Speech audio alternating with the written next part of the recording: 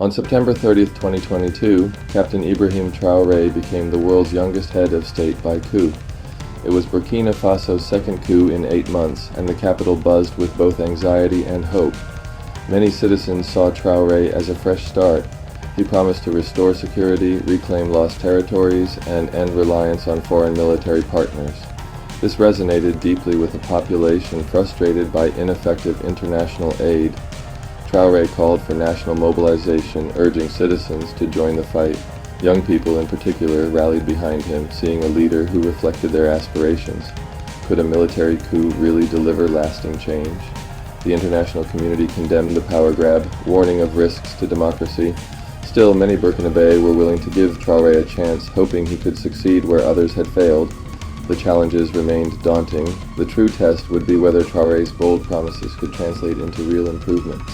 For now, the nation stood at a crossroads, its future uncertain, but its hopes rekindled.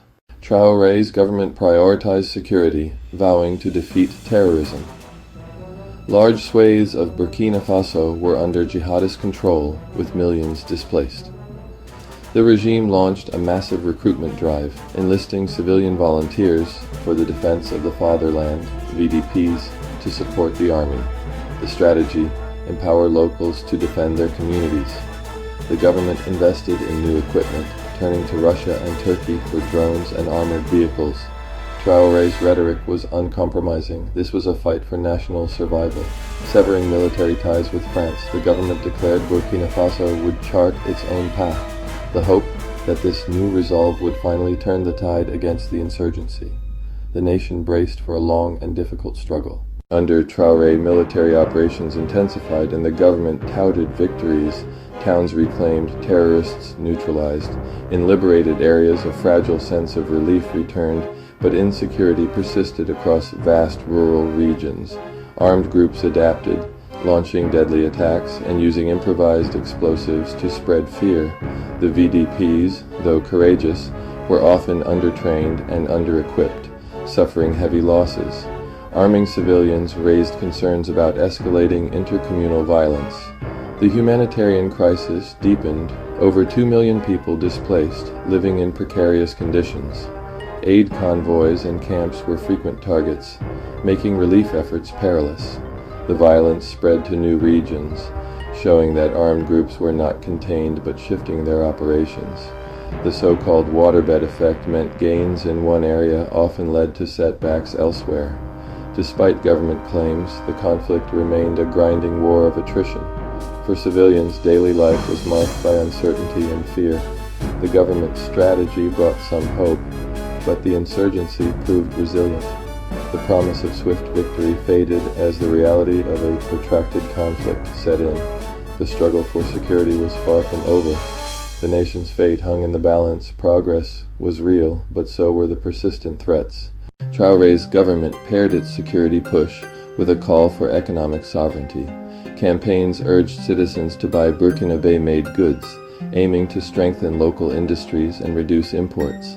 Agriculture became a focal point, with the government launching an agri-war to boost food production and self-reliance. Seeds and fertilizer were distributed, and new farmland developed in safer areas. Infrastructure projects, roads, health centers, water systems, were prioritized to improve daily life and support the war effort. These efforts were showcased in state media as proof of progress. Yet, insecurity made development difficult, especially in rural areas. Military spending strained the national budget, leaving little for social programs. International sanctions and reduced aid added to economic pressures. The vision of economic independence was powerful, but implementation lagged behind ambition. Development was hampered by conflict and limited resources. The government's challenge to turn patriotic rhetoric into tangible, lasting change.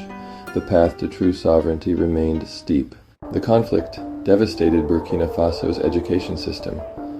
Thousands of schools closed, hundreds of thousands of children out of class. Traoré's government declared reopening schools a national priority, securing facilities in reclaimed areas. Soldiers protected some schools, allowing cautious returns to learning. Emergency education programs, radio lessons, temporary classrooms, were launched for displaced children. The curriculum emphasized civic duty and patriotism, aiming to foster unity and resilience. Yet challenges persisted. Many schools remained closed, teachers feared for their safety, and resources were scarce. Overcrowded classrooms and trauma among students made learning difficult. Psychosocial support was limited, and the quality of education suffered. Meanwhile, the mass recruitment of youth into VDPs offered purpose, but exposed them to violence and risked long-term instability. The militarization of youth diverted many from education or vocational paths. Reintegration of armed youth into society would be a future challenge. The government's efforts were vital, but the education crisis was far from resolved. The future of Burkina Faso depended on more than just security. It required investing in its next generation. The government's aggressive anti-terrorism campaign brought new military hardware and bold operations.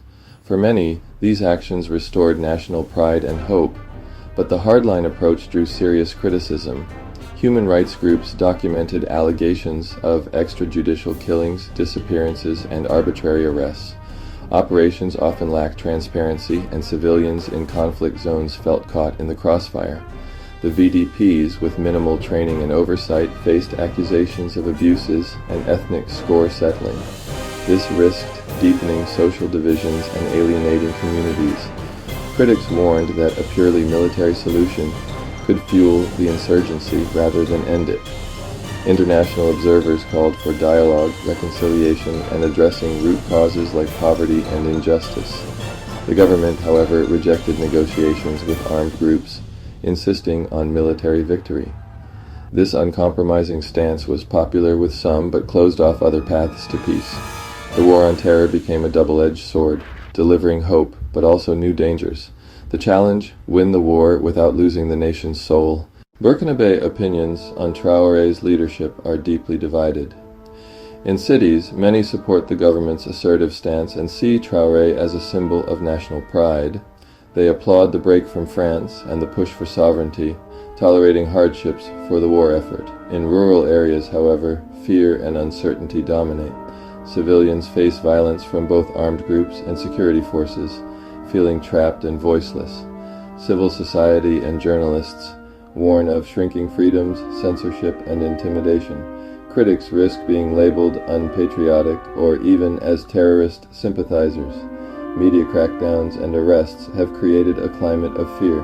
The diaspora is split. Some support the government's anti-colonial stance, others warn of growing authoritarianism. Human rights abuses and the lack of a clear transition plan fuel concern. The revolution is experienced differently across the country, reflecting deep social and political divides. For some, Traoré is a hero. For others, a source of new anxieties.